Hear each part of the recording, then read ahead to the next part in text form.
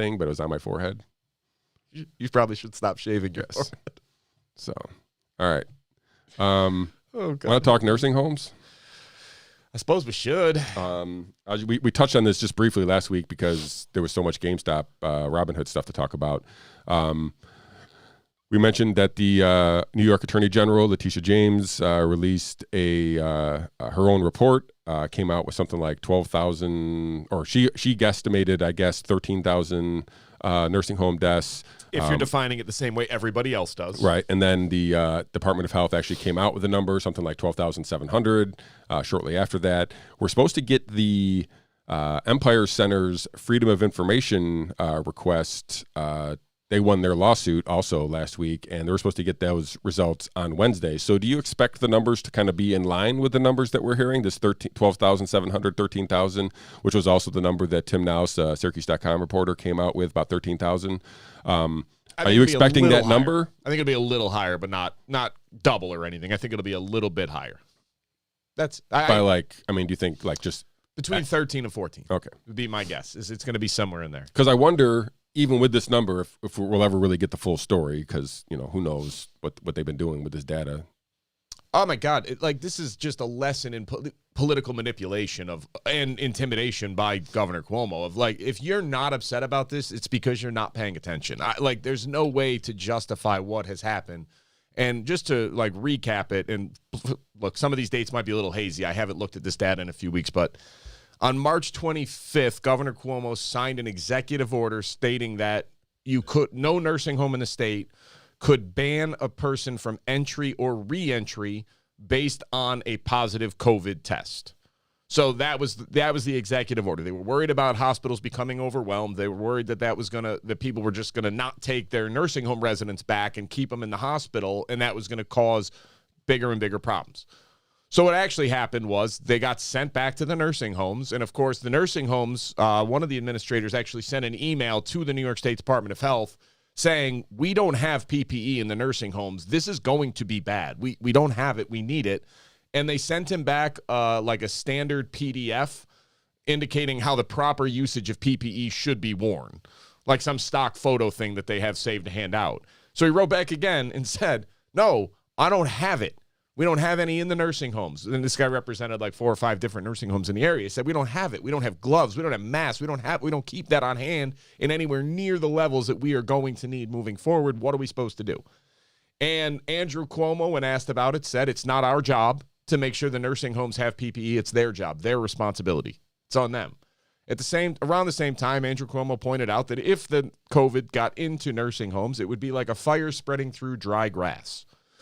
So when he was asked about this a few weeks later and said, hey, what's going on? He didn't really say anything back.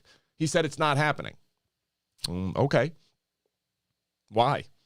And he said, well, they need to get the PPE. If they can't handle they need to get the PPE, and that's not our job. That's their job. All right, fair enough.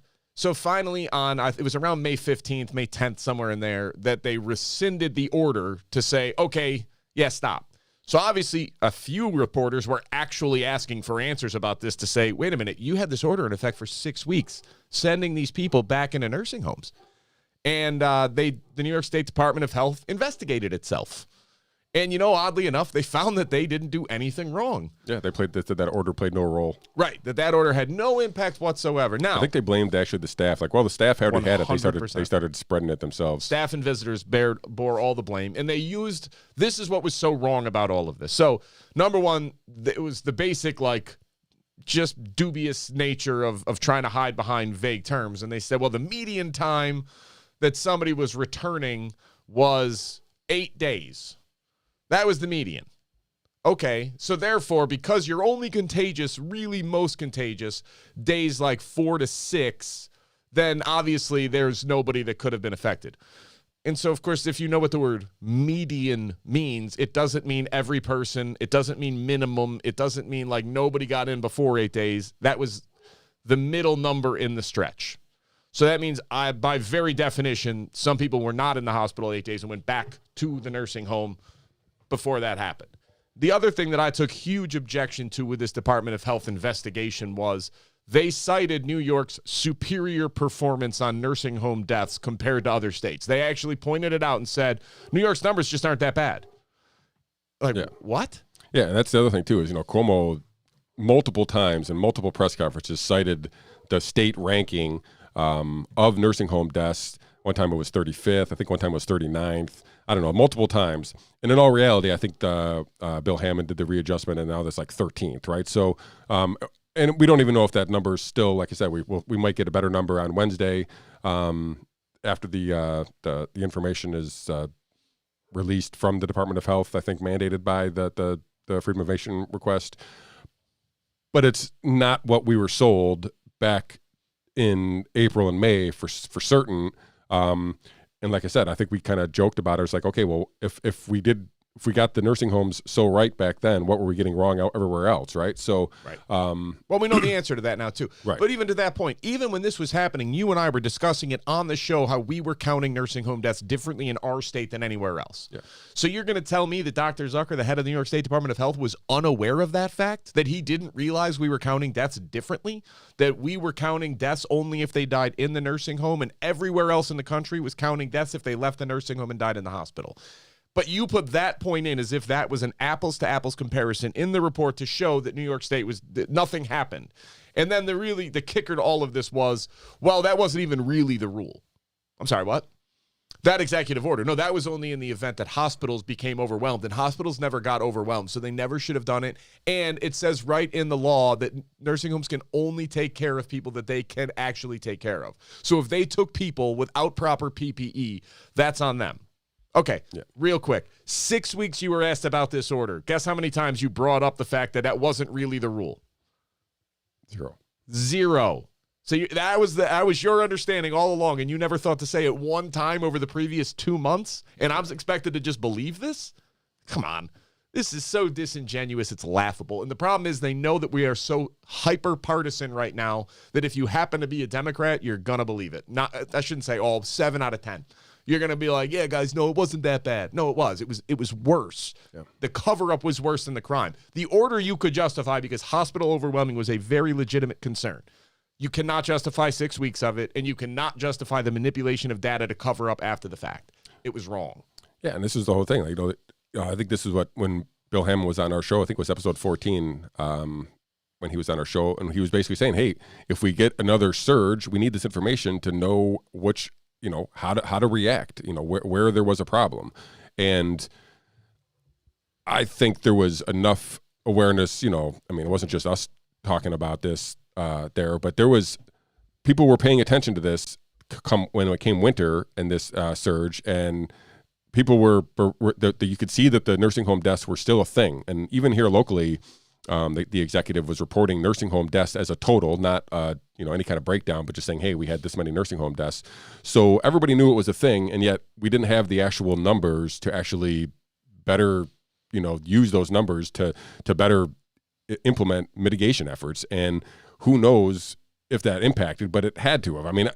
Again, I think most people knew there was a problem in nursing homes anyway, but the fact, and like I said, just the whole nature of the underhandness of it, of just, again, counting them differently and then not giving out the information. Even if the numbers were good, information request. If the numbers were good and he all knew it, like he would be screaming these from the mountaintop, being like, "Look how great I was." He did it anyway, and he wrote a book. Listen, he has a New York Times best-selling book, and I don't know one person who bought it. Yeah, you know what that tells me? That you know who bought it? Some PAC. Some political action committee brought 1 million copies, and Andrew. Oh, what are the financial terms for that book deal, by the way? We don't know those yet. Oh, right. We still don't know those because he didn't disclose them.